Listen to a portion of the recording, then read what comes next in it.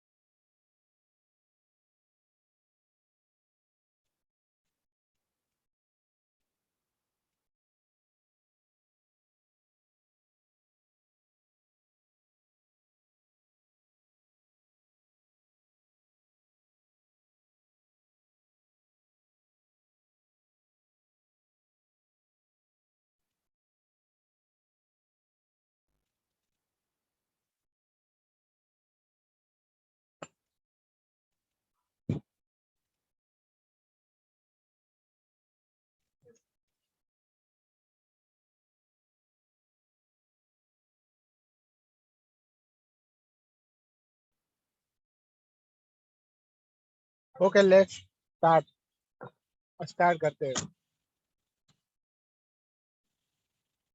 तो ये जो हमारा वर्कशॉप है 4 दिन का, ये वर्कशॉप का कंटेंट है predictive numerology based on 1 to 9 number. शायद आपने कहीं पे भी ये ऐसा वर्कशॉप देखा होगा, वेबिनार देखा होगा, जब न्यूमरोलॉजिस्ट या एस्ट्रोलॉजिस्ट आपको पूछते हैं कि कोई भी एक नंबर बोलो 1 से लेकर 9 नंबर के बीच में, और जब आप कोई एक नंबर बोलते हो फिर आपको वो कहते हैं कि आपका ये काम होगा या नहीं होगा। तो ये कैसे होता है, उसके लिए ये इसका पॉइंट है। तो ये हम क्लास में डिस्कस करेंगे कि ये कैसे होता है। अगर कोई 1 नंबर बोलता है तो क्या होगा, होगा या नहीं होगा। 2 नंबर बोलता है तो क्या होगा। ओके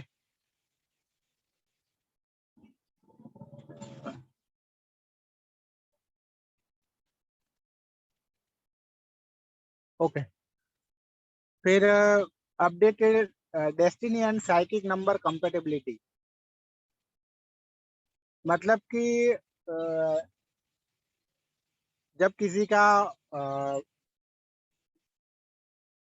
का साइकिक नंबर 1 है और उसका डेस्टिनी नंबर 4 है, तो क्या वो कंपेटेबल है कि नहीं।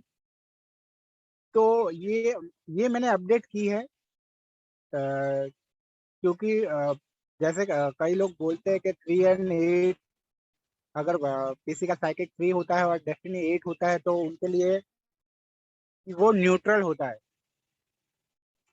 बट मैंने मेरे रिसर्च में पाया है कि उन लोगों की बैंड बजी है उनकी लाइफ में।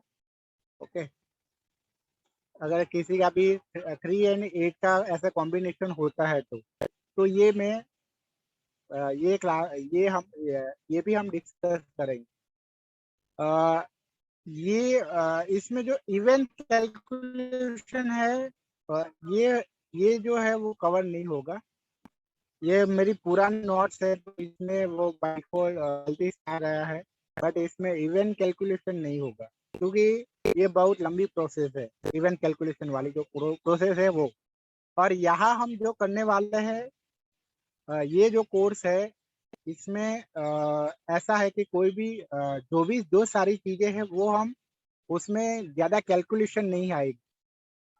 2-3 पॉइंट्स ही ऐसे हैं जिसमें कैलकुलेशन आएगी, अदरवाइज सब में सिर्फ डेट ऑफ बर्थ देख के और कुछ कॉम्बिनेशन देखकर ही आपको प्रेडिक्ट करना है। ओके, तो ये वर्कशॉप का जो मेन एडवांटेज है वो यही है कि इसमें कोई कैलकुलेशन नहीं है ज्यादा, सिर्फ कॉम्बिनेशन देखकर ही हमें प्रेडिक्ट करना है। उसके बाद turning point year of person. फिर प्रेडिक्शन करने के लिए क्या क्या जरूरी है, बेसिक कैसी कंडीशन में प्रेडिक्शन करना चाहिए, प्रेडिक्शन करने के लिए हमें कैसे रहना चाहिए, हमारी लाइफस्टाइल कैसी होनी चाहिए, हमें क्या फॉलो करना चाहिए, ये सब मैं इसमें बताऊंगा। सन प्रेडिक्शन मतलब जब चाइल्ड होता है तो चाइल्ड सन होगा या डॉटर होगी वो इसमें सिखाया जाएगा। Negative effect of name spelling मतलब कि यहाँ कोई नेम करेक्शन नहीं सिखाया जाएगा, बट आपको सिर्फ यही समझाया जाएगा कि नेम स्पेलिंग है वो कैसे आपको अफेक्ट कर सकता है। तो थोड़ा सा ये भी आइडिया आएगा कि ऐसा नेम रखना चाहिए, ओके, बट पूरा का पूरा नेम करेक्शन करने का नहीं सिखाया जाएगा। सिर्फ नेम स्पेलिंग कैसा होना चाहिए या हमारा जो नेम है वो हमें कैसे अफेक्ट करता है वो इसमें समझाया जाएगा। सक्सेसफुल मैरिड लाइफ मतलब कि किसी की मैरिड लाइफ है वो सक्सेसफुल होगी या नहीं होगी वो कैसे देखते हैं। Unsuccessful married life, family support है कि नहीं वो देखेंगे। मनी फ्लो, किसी की लाइफ में मनी फ्लो है, फाइनेंशियल कंडीशन है वो कैसे देखेंगे। मल्टीपल रिलेशनशिप है या नहीं वो कैसे देखेंगे। गवर्नमेंट जॉब के चांस है या गवर्नमेंट सेक्टर से इनकम के चांस है वो देखेंगे। फिर सबसे ये वर्कशॉप की जो यूएसपी है वो यही है, prediction of children born in 2000 और आफ्टरवर्ड्स, क्योंकि जिसका भी बॉर्न 2000 में हुआ है उनकी डीओबी में 2-3 ही नंबर होंगे, क्योंकि 3 बार 0 आता होगा या 2 बार 0 आता होगा, ओके। तो उसकी वजह से उनकी डीओबी में ज्यादा नंबर नहीं होंगे, तो उन लोगों की प्रेडिक्शन कैसे करनी है। मैरिज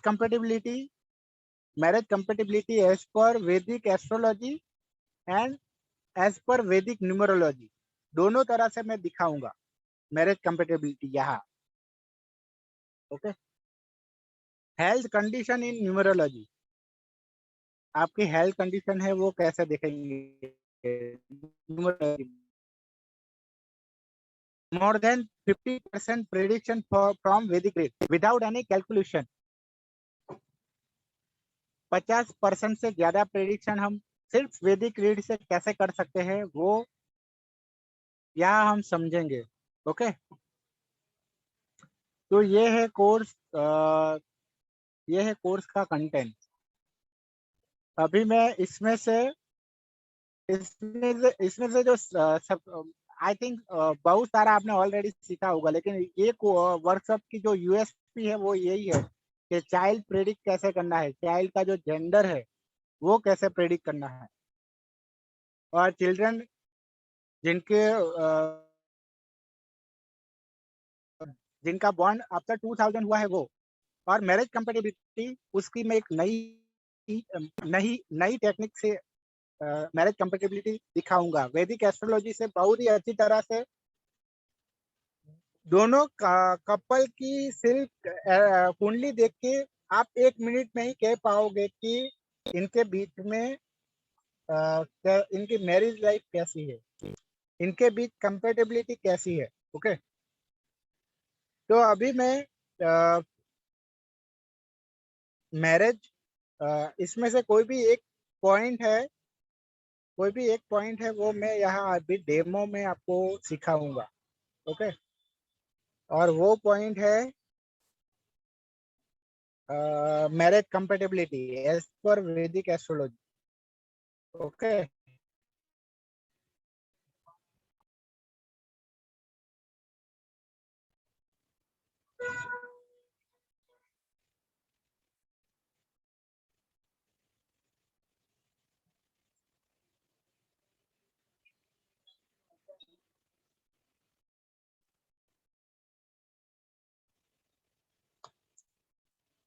मैरिज कंपेटिबिलिटी अगर एज पर वैदिक एस्ट्रोलॉजी अगर देखना है तो आपको थोड़ा बेसिक आइडिया होना चाहिए कि कुंडली क्या होता है। सर वैदिक एस्ट्रोलॉजी या वैदिक न्यूमरोलॉजी? दोनों तरह से मैं सिखाऊंगा, वैदिक एस्ट्रोलॉजी और वैदिक न्यूमरोलॉजी दोनों तरह से मैरिज कंपेटिबिलिटी कैसे करते हैं वो सिखाऊंगा यहाँ, ओके। ओके, तो सबसे पहले वैदिक एस्ट्रोलॉजी से अगर हम करते हैं तो आपको बेसिक उसमें बेसिक आइडिया होना चाहिए कि हमारी कुंडली है वो क्या होती है। तो मैं वो कुंडली कुंडली आपको दिखाऊंगा कि कुंडली ऐसे होती है।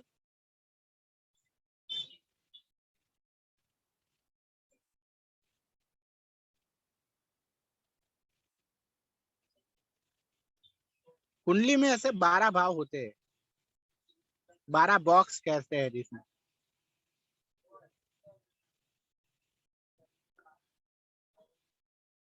यह जो ये जो नंबर लिखा है मैंने वो एंटी क्लॉकवाइज है। ओके, 1 2 3 मतलब कि हमारी कुंडली में ऐसे हाउस होते हैं 1 2 3 4 5 6 7 8 9 10 11 12 इस तरह।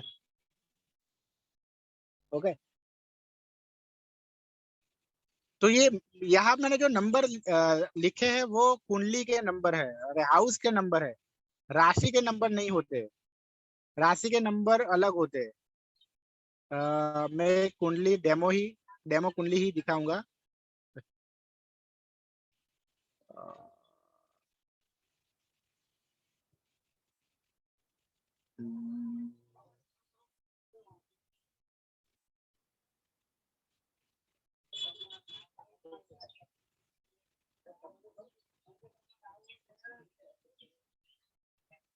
ओके, अभी मेरी स्क्रीन दिख रही है?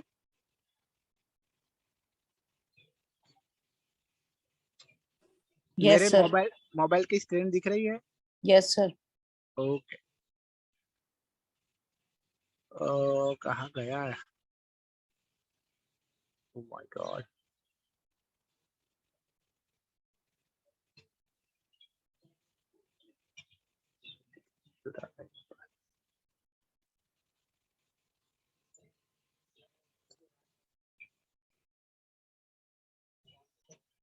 Oh my God.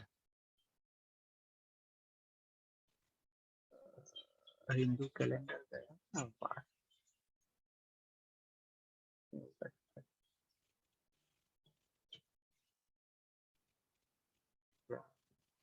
ओके,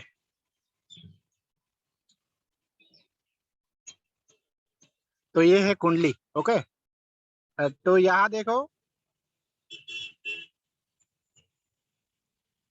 यहाँ जो 8 नंबर लिखा है, 8 नंबर 9 नंबर, ये हाउस का नंबर नहीं लिखा है। ओके, ये क्या लिखा है? जोडियाक का नंबर लिखा So है। these are rashis. हाँ, जोडियाक का नंबर लिखा है। मतलब कि ये जिसकी भी कुंडली होगी उसका जो फर्स्ट हाउस है, हाउस तो यहाँ से फर्स्ट ही रहेगा। ये first, second, third, fourth, fifth, 6, 7, 8, 9, 10, 11 और 12। मतलब कि इसके फर्स्ट हाउस है, ऐसा है। इसका मीनिंग ऐसा होता है। ऐसा नहीं है कि इसका यहाँ इसका हाउस है वो यहाँ से स्टार्ट होता है 8 नंबर से, ऐसा नहीं है। हाउस हमेशा यहाँ से 1 नंबर यहाँ से ही स्टार्ट होगा हर कुंडली में। पर क्या होगा कि किसी की कुंडली में अगर 8 किसी का जोड़ियाक मतलब कि लग्न राशि फर्स्ट हाउस अगर स्कॉर्पियो है तो 8 से स्टार्ट होगा। अगर किसी का फर्स्ट हाउस लियो है, जैसे कि मेरी कुंडली में मेरा फर्स्ट हाउस लियो है, तो यहाँ 5 नंबर से स्टार्ट होगा। ओके, इस तरह से कुंडली होती है। अगर किसी का 10 नंबर, अगर किसी का जोड़िया सॉरी किसी का फर्स्ट हाउस अगर कैप्रिकॉन है तो यहाँ 10 नंबर लिखा होगा। ओके, हाँ, अभी हम देखते हैं कि हमें एक मैरिज कंपेटेबिलिटी कैसे देखनी है। तो ये कुंडली में अगर देखो तो शुक्र कहाँ है? शुक्र है यहाँ देखो, शुक्र है यहाँ 12 नंबर की राशि में है। ओके, 12 नंबर की राशि है, पाइसिस में है। मतलब कि तो जो शुक्र की जो पोजीशन है वो दोनों कपल में शुक्र है वो एक ही राशि में होना चाहिए। मतलब कि इसका जो पार्टनर है उसकी कुंडली में भी शुक्र है वो 12 नंबर की राशि में होना चाहिए तो उनकी बनेगी।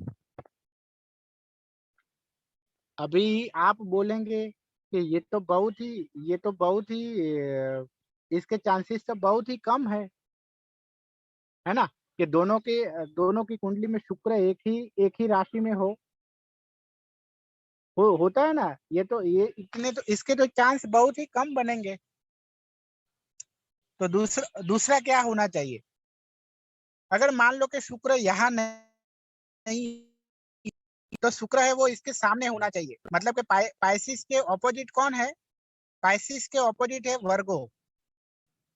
तो शुक्र इसके इसके पार्टनर का जो शुक्र है या तो पाइसिस में होना चाहिए या तो वर्गो में होना चाहिए, या तो यहाँ होना चाहिए। ओके, तो ये है एज पर वैदिक एस्ट्रोलॉजी, ये इसकी कंपेटेबिलिटी इस तरह से हम कर सकते हैं। अभी इसमें ऐसा लग रहा है कि इसमें भी चांस बहुत कम है। क्यों कम है? क्योंकि शुक्र है वो हर राशि में एक महीना ही रहता है। मतलब कि तो मतलब कि यहाँ हमें दो राशि के दो जोड़ियाक के हमें ऑप्शन मिले। मतलब कि कंपलसरी ऐसा होना चाहिए कि वो इसका पार्टनर है वो ये 2 महीने में होना चाहिए उसका बॉन्ड, तो ही उसका शुक्र है वो यहाँ आएगा। ओके, तो और एक ऑप्शन है, बट ये हर कुंडली के लिए पॉसिबल नहीं है, हर कुंडली के लिए ये एप्लीकेबल नहीं है। ये कुंडली के लिए एप्लीकेबल है। किस तरह से समझाता हूँ? अगर मान लो कि इस तरह से शुक्र या तो दोनों की एक ही राशि में या आमने सामने, दोनों में से कोई भी किसी भी तरह का अगर मेल नहीं हो रहा है, पर किसी भी तरह से अगर दोनों की कुंडली में शुक्र अगर स्ट्रांग है, तो भी उनके बीच कंपेटेबिलिटी होगी। तो अब प्रश्न ये निकल कर आता है कि शुक्र को हम स्ट्रांग कब सर मानेंगे? स्ट्रांग है ऐसे कैसे पता चलेगा? हाँ, वही तो मैं बोल रहा हूँ। तो क्या अभी हमारा क्वेश्चन यही निकल कर आएगा कि वो स्ट्रांग है, वो कैसे पता चलेगा कि शुक्र है वो स्ट्रांग है? ओके, तो स्ट्रांग है मतलब वो तब मानेंगे हम अगर शुक्र अपनी राशि में होए। तो शुक्र की अपनी राशि कौन सी है? टॉरस और लिब्रा। तो अगर शुक्र या तो टॉरस या लिब्रा में है तो वो स्ट्रांग माना जाएगा।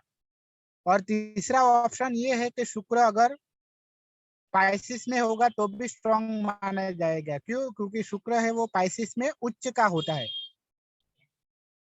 तो ये 3 पॉसिबिलिटी है। मतलब कि दोनों कपल के जो शुक्र है वो ये 3 राशि में से कोई एक राशि में होना चाहिए तो ही स्ट्रांग होगा। ओके, तो किसी भी तरह से ये तीनों, फॉर एग्जांपल मैं मेरा ही एग्जांपल देता हूँ कि मेरा जो शुक्र है वो टॉरस में है, पर मेरी पार्टनर का जो टॉरस है और जो वीनस है वो जेमिनी में है। तो मतलब कि कंपेटेबिलिटी जो प्योरली जो होनी चाहिए वो नहीं है। ओके, तो इस तरह से आप किसी का भी देख सकते हो। ये सर एक बार और बता दीजिए, शुक्र 3 में किस में होना चाहिए? पाइसिस, टॉरस और लिब्रा, ये तीनों में से किसी एक में होना चाहिए, तो ये हम इसको स्ट्रांग मानेंगे। Thank you sir. किस पार्टनर का, मतलब दोनों पार्टनर्स का इन तीनों में से किसी एक में होना चाहिए? हाँ, दोनों पार्टनर का किसी तीनों में से कोई तीनों एक में से राशि में किसी होना। एक राशि में होना चाहिए। तो लाइक सपोज अगर गर्ल का टॉरस में है और बॉय का जो है वो पाइसिस में है, सो इट इज कंपैटिबल। हाँ, कंपेटेबल, क्योंकि बाय एनी हाउ दोनों का स्ट्रांग हो गया। शुक्र स्ट्रांग हो गया उस केस में। ठीक है। अगर स्ट्रांग नहीं है तो दोनों का शुक्र है ये वो एक ही राशि में होना चाहिए या तो फिर आमने सामने होना चाहिए। आमने सामने, हाँ, ये 3 रूल्स फॉलो कर सकते हैं। हाँ, तीनों मतलब सर, कि मान लो तीनों रूल्स एप्लीकेबल होने चाहिए या तीनों में से कोई एक भी हो तो भी चलेगा?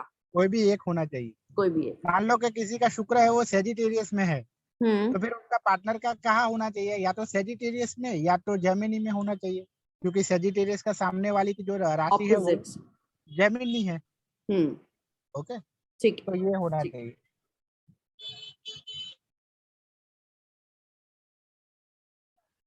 ओके। और सर एक क्वेश्चन है, लाइक सपोज अगर जिनकी शादी नहीं हो रही है, जिनकी शादी में बहुत ज्यादा ऑब्स्ट्रैकल्स आ रही है, उनके केस में कैसे पता लगता है कि मतलब क्या ऑब्स्ट्रैकल्स हैं और क्यों हैं? कुंडली में शुक्र अगर फीमेल है तो उसका जुपिटर देखो, ओके। और अगर मेल है तो उसका शुक्र देखो, कहीं ना कहीं पीड़ित होगा कुंडली में। अच्छा, पीड़ित होगा वो प्लैनेट्स फॉर हम्म, मैरिज। ठीक है। हाँ मेल के लिए, फीमेल के लिए जुपिटर एंड मेल के लिए शुक्र, हाँ। वीनस। ठीक है। बट तो भी बाय डिफॉल्ट एक चीज है कि फीमेल की हॉरोस्कोप में उसका हस्बैंड कैसा होगा वो जुपिटर इंडिकेट करता है, और मेल के हॉरोस्कोप में उसकी वाइफ कैसी होगी वो उसका शुक्र रिप्रेजेंट करता है। बट दोनों की मैरिज लाइफ कैसी होगी वो शुक्र रिप्रेजेंट करता है। फिर फीमेल के केस में ऐसा नहीं है कि उसकी मैरिज लाइफ कैसी जाएगी उसके लिए भी उसका वो ही देखना है, ऐसा नहीं है। दोनों की मैरिज लाइफ कैसी जाएगी उसके लिए तो विनस ही देखना है। ठीक है सर। आई होप कि आप ये मेरा जो पॉइंट है वो समझे होंगे। सिर्फ फीमेल के केस में उसका पति का नेचर कैसा होगा या वो पति कैसा होगा वो देखने के लिए जुपिटर देखना है, बट मैरिज लाइफ कैसी होगी उस वो देखने के लिए तो विनस ही देखना है, फीमेल और ठीक है मेल सर, दोनों केस में। दोनों केस ऐसा, में। ठीक है। हाँ। अभी हम एज पर वैदिक न्यूमरोलॉजी लेते हैं ये पॉइंट। ओके।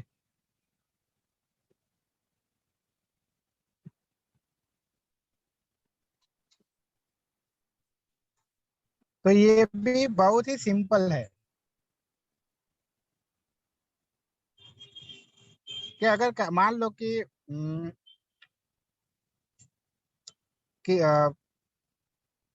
कपल में एक पार्टनर का जो कॉम्बिनेशन है साइकिक और डेस्टिनी का, जिसे मूलांक और भाग्यांक कहते हैं हम वैदिक न्यूमरोलॉजी में, वो मान लो कि 2 और 3 का है। ओके, तो उसके पार्टनर का, यहाँ दूसरी तरह से बताता हूँ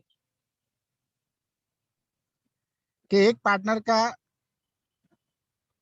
साइकिक साइकिक 2 है और डेस्टिनी 3 है, तो उसके पार्टनर का या तो साइकिक 3 आना चाहिए या तो डेस्टिनी 2 आना चाहिए। ऐसे क्रॉस में अगर मैच हो गया किसी भी तरह से तो उनकी कंपेटेबिलिटी अराउंड 80% होगी या 80% से ज्यादा होगी। दोनों होना जरूरी नहीं है, कोई भी एक होना जरूरी है। एग्जाम्पल देता हूँ, मान लो कि इसके पार्टनर का साइकिक 3 है पर डेस्टिनी 1 है, तो भी चलेगा क्योंकि ये क्रॉस में एक सेम आ गया। ओके,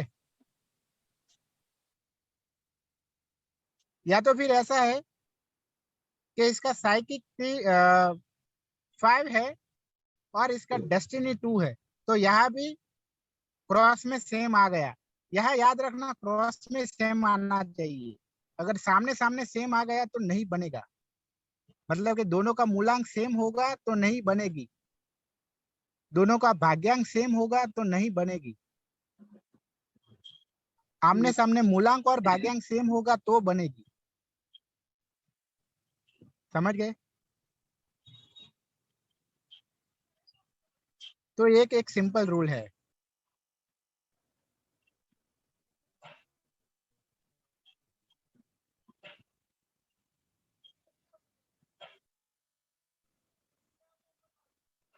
दूसरा,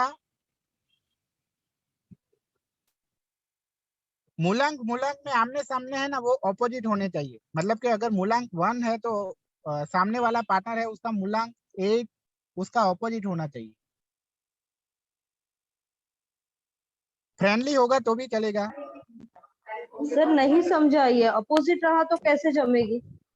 ये यही तो है। ये मतलब कि ये मेरा फंडा है, क्योंकि मैंने जो देखा है वो मैं बोल रहा हूँ। मैंने मतलब ये मैंने एटलीस्ट 200 सैंपल पे ये मैंने देखा है। सर लाइक न्यूमरोलॉजी में 8 एंड 1 आर एनिमीज, तो 8 एंड 1 का अगर हम कॉम्बिनेशन अगर अभी ले रहे हैं, फॉर एन एग्जांपल किसी का पर्सनालिटी नंबर 1 है and destiny number, personality number is 1 and destiny is 8, तो अगर किसी का उनका जो पार्टनर है उनका अगर पर्सनालिटी नंबर 8 होता है तो आप कह रहे हैं कि कंपैटिबिलिटी रहेगी? यही बोल रहा हूँ, दोनों का मूलांक अगर एक दूसरे के एंटी होंगे तो उनको उनकी बनेगी। उनकी बनेगी। हाँ।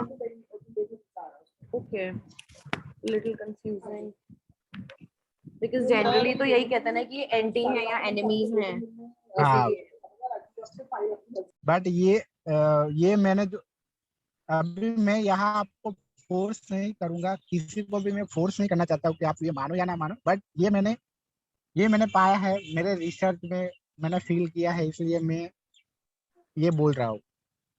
ओके। सर एक चीज बताऊं, हाँ बोलो। अब मेरा और मेरे हस्बैंड का बेसिक सेम 7, तो तो आप ही बोलो। हमारी तो बहुत पड़ती है। देखो, हर चीज में है ना कुछ एक्सेप्शन होते हैं। किसी भी चीज में, एस्ट्रोलॉजी में या कोई भी चीज में हम 100% नहीं मान सकते, तो एक्सेप्शन हो सकते हैं। शायद ऐसा हो कि आपके वैदिक कुंडली में शायद, जैसे मैंने एज पर कुंडली जैसे मैंने कहा, एज पर दैट आपके जो शुक्र है वो मैच हो रहे हो। क्योंकि अगर इस तरह का होता है तो हम एज पर कुंडली है वहां से हमें देखना है और उसको ज्यादा वेटेज देना है। इसीलिए मैं मैरिज कंपेटेबिलिटी में ये दोनों तरह से क्यों सिखा रहा हूँ, क्योंकि हमें ज्यादा वेटेज है वो as per astrology, as per कुंडली हमें देना है। तो कहीं ना कहीं आपकी एज पर कुंडली अगर देखेंगे तो ऐसा होगा कि शुक्र मतलब कि मैंने जैसे जैसे अभी कहा उस तरह से होगा। ओके। सर एक्चुअली कुंडली देखनी नहीं आती मेरे को, तो न्यूमरोलॉजी आती है। हाँ, मैं वो जानता हूँ, इसीलिए तो मैंने थोड़ा जो बेसिक था कुंडली का वो मैंने पहले थोड़ा समझाया, क्योंकि मुझे मालूम है कि प्योरली न्यूमरोलॉजी का वर्कशॉप है। जम रहा है। सर आप मुझे एक चीज बताइए, जैसे इतने सारी कुंडलियां मिलाने के बाद भी तो डिवोर्स होता ही है ना, फिर भी कुंडली नहीं मिलाते पड़ती है। कुंडली जो मिलाते हैं ना उसमें ये मेरा वाला जो कंसेप्ट है ना वो नहीं देखते हैं। ये मैंने रिसर्च से पाया है, मेरे रिसर्च से ये पाया है मैंने, ऐसा इस तरह से कुंडली मिलान नहीं होता है। जिनकी लाइफ में 2 मैरिजेस लिखी हैं, सो डेफिनेटली फर्स्ट डिवोर्स होगा, शादी होगी तभी तो सेकंड मैरिज होगी। हाँ। सो वो तो डेस्टिनी में लिखा ही है ना। बट हाँ। मैम ऐसा कई बार तो ऐसा भी होता है ना, जैसे सेम मतलब जो कपल्स होते हैं वो एक बार रीमैरिज दोबारा से करते हैं फॉर हाँ एनी राइट, रीजन, तो वो भी तो डबल मैरिज काउंट होगी। वो भी डबल मैरिज काउंट होगी, यस, जो कि और सर जब कुछ कुंडली कुंडली मिलाते हैं तो उसमें 36 गुण मिलते हैं, तो उसका क्या मतलब होता है? ऐसे तो राम जी और सीता जी के 36 गुण मिलते थे, बट फिर भी वो लोग अलग अलग रहे। नहीं नहीं तो नहीं, तो हम किस बेसिस पे ये कहे कि जब कुंडली मिलाने ऐसा के लिए होते तो तभी तो हम जाके कह रहे थे ना कि शायद नंबर्स एक आपको दूसरे मालूम के नहीं एंटी है, ना हो। कुंडली मिलान में शायद आपको ये मालूम नहीं है कि 30 से ज्यादा नहीं होने चाहिए पॉइंट्स। अगर राइट। 30 से ज्यादा होते हैं ना तो वो भी बुरा हाँ। बुरा माना जाता है। Correct sir. Right right. तो और कितने से कम नहीं होना चाहिए सर? 16 शायद 18 से 30 के बीच में होना चाहिए, ऐसा होता है। सर बट और उसमें क्या गुण मतलब क्या प्लैनेट्स की दशा देखते, क्या देखते हैं सर? नहीं, वो गुण मतलब वो बहुत सारे फैक्टर उसमें कंसीडर करते हैं कि उनकी योनि क्या है, उनके वो गन क्या है? उनका वर्ण क्या है, ये सब देखते हैं। उनके नक्षत्र क्या है, दोनों के नक्षत्र एक दूसरे से मिलते हैं या नहीं मिलते। बट ये जिसने भी बनाया है उसने शायद ये एक शुक्र का फैक्टर डाल दिया होता तो बहुत अच्छा होता, क्योंकि शुक्र मतलब क्या, हमारी मैरिज लाइफ है। तो उसको मैं तो इसलिए मतलब कि ये सोच से ये कंसेप्ट मेरे दिमाग में आया, और वो कंसेप्ट से अगर मैंने बहुत सारे कपल पे ये देखा तो मैंने 80% केस में वो सही पाया। ओके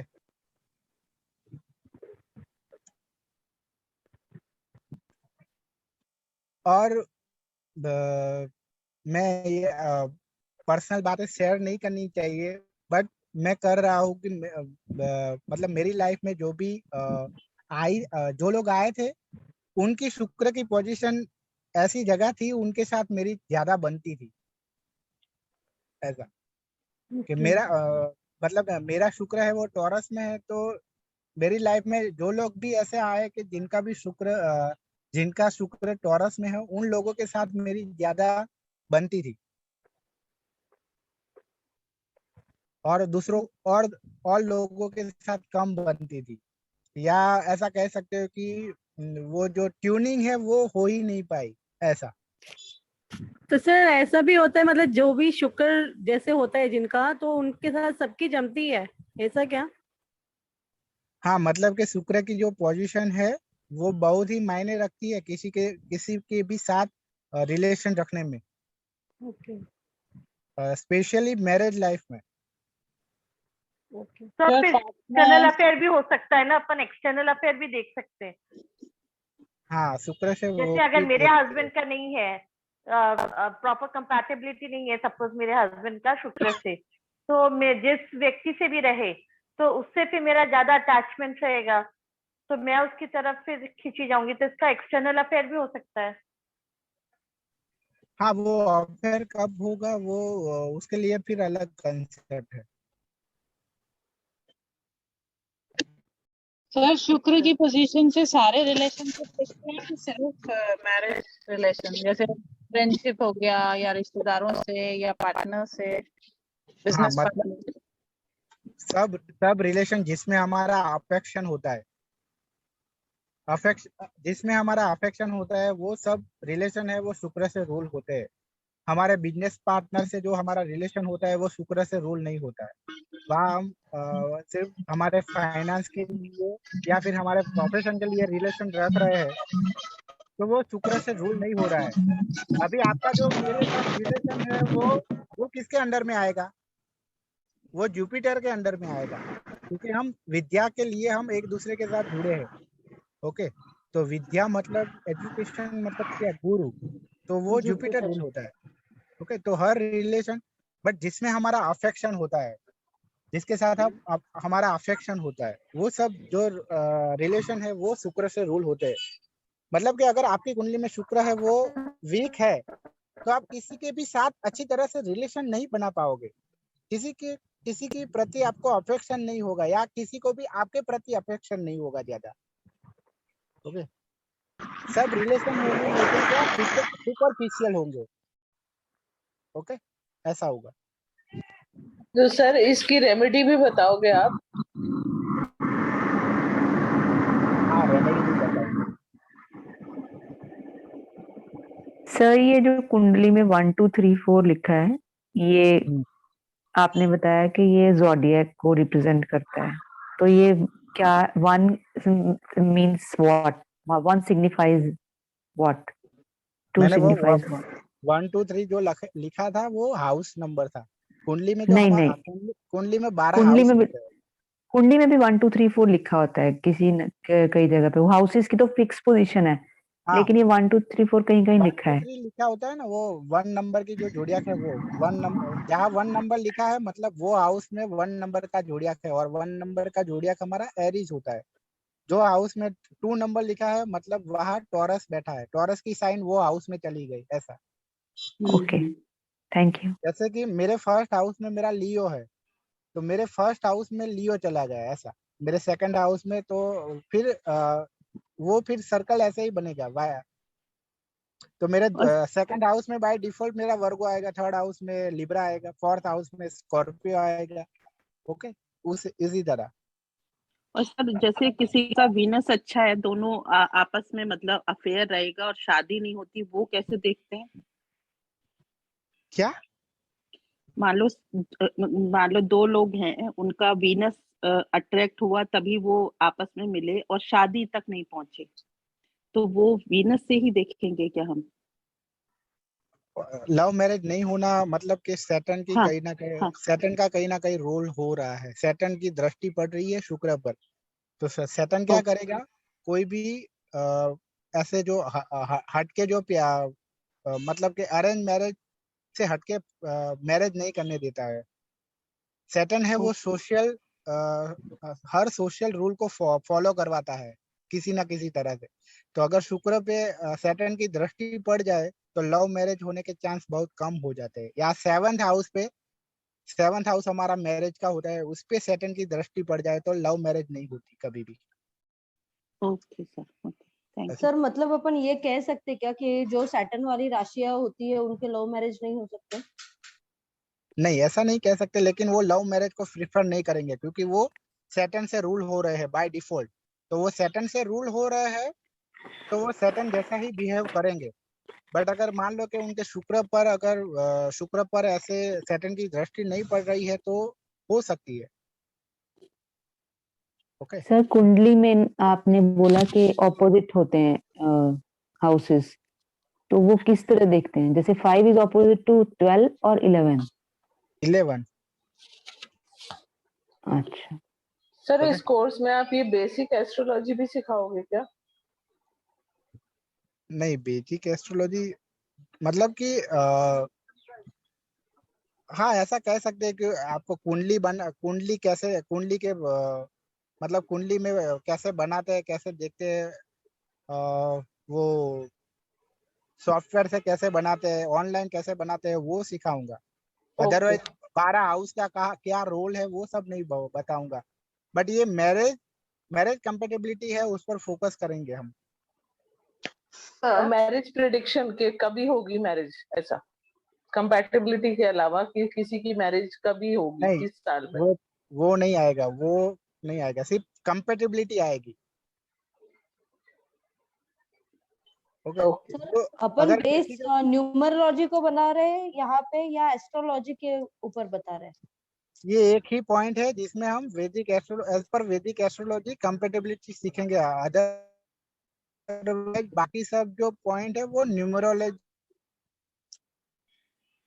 सिर्फ कंपेटेबिलिटी में हम ये वैदिक एस्ट्रोलॉजी से सीखेंगे। अदरवाइज बाकी के सारे जो पॉइंट है वो प्योरली न्यूमरोलॉजी बेस है। ओके, सर उसमें भी लोशो ग्रिड या वैदिक न्यूमरोलॉजी? 80% पॉइंट है वो लोसू से है और 20% पॉइंट है वो वैदिक न्यूमरोलॉजी से है। Okay sir. तो जिसको लोशु नहीं आता होगा फिर उनको समझ आ जाएगा? आ जाएगा, समझ में आ जाएगा। ठीक है सर, थैंक यू सर।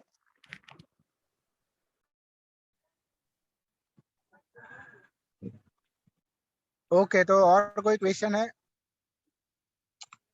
अगर नहीं है तो फिर हम कल ये इसके मतलब ये वर्कशॉप में आप मिलेंगे कल। और किसी को कुछ लोग हैं जो एस्ट्रोलॉजी की बातें कर रहे थे, एस्ट्रोलॉजी का कोर्स भी चल रहा है, अगर सीखना है तो सर ये जो आप सिखाएंगे उसका पीडीएफ देंगे या हमें नोट साथ साथ बनाने होंगे? नहीं, पीडीएफ दूंगा ना मैं, नोट्स दूंगा। Okay, okay sir. या तो कितने का है ये कोर्स फीस? ये 4 दिन का वर्कशॉप है और 500 फीस है उसकी। और इसके साथ आपको रिकॉर्डेड स्विच वर्ड का वर्कशॉप फ्री में मिलेगा with notes. Okay, sir English switch word की पूरी पीडीएफ मिलेगी, उसकी पूरी लिस्ट मिलेगी और उसका वो वर्कशॉप का रिकॉर्डिंग मिलेगा। तो ओके मैंने सर। थोड़े टाइम पहले करवाया था कोर्स। उसकी रिकॉर्डिंग मिलेगी आपको फ्री में। ओके। और टाइमिंग वर्कशॉप का टाइम क्या रहेगा? जूम पे रहेगी वर्कशॉप? हाँ, जूम पे 7:30 से 8:30 बजे। Okay sir, thank you so much. Sir events निकालने जैसे आप फिर वो अलग से सिखाते हैं मतलब जो आप कह रहे थे कि ये इसमें नहीं है? क्या बोल रहे हो? इवेंट्स का जो इवेंट्स आप कह रहे थे ना कि इवेंट्स निकालना इसमें नहीं बताऊंगा क्योंकि बहुत लंबी कैलकुलेशन होती है, तो वो कब सिखाते हैं? हाँ, मतलब तो उसके लिए अलग से पूरा वैदिक न्यूमरोलॉजी का कोर्स लॉन्च करूंगा जून में, तब सीखना है तो वो कोर्स ज्वाइन कर लेना। इसमें सब कुछ होगा, सभी चीजें? हाँ, उसमें वैदिक न्यूमरोलॉजी प्लस लोसू न्यूमरोलॉजी दोनों होगा, सिर्फ 3000 में दोनों कोर्स। लोसू प्लस वैदिक। Okay, thank you sir. Okay, तो आई होप कि अगर और कोई क्वेश्चन नहीं है तो मैं अभी क्लास को, मतलब आज का जो डेमो क्लास है वो उसको मैं एंड कर रहा हूँ, क्लोज कर रहा हूँ, sorry. Okay sir. Okay sir. Good evening sir, thank you. Good night, good night, good night. Sir वो आप पेमेंट का जो बैंक डिटेल्स देगा सर? ग्रुप में डाल देता हूँ, ग्रुप में। ओके सर स्विच वर्ड का बता दीजिए, स्विच वर्ड कौन सा स्विच वर्ड? स्विच वर्ड मतलब स्विच वर्ड के बारे में आप कुछ नहीं जानते हो? नहीं सर। स्विच वर्ड मतलब ऐसे वर्ड होते हैं, मान लो कि अगर आपको फाइनेंशियल प्रॉब्लम है तो ऐसा वर्ड होते हैं जो हमें चेंज करने होते हैं, तो आपकी फाइनेंशियल प्रॉब्लम में वो एक तरह की रेमेडी है। ओके, वो जो नंबर से होते हैं सर, वो होते हैं स्विच वर्ड? हाँ, नंबर वो उसे स्विच कोड कहते हैं, ये स्विच वर्ड है। तो अगर मान लो कि आपके पैसे कहीं फंस गए हैं तो उसके लिए स्विच वर्ड होता है clear all money, clear all money, उस तरह से स्विच वर्ड होगा। Okay sir, okay, got it. Okay, thank you so much. Good night. Good night sir.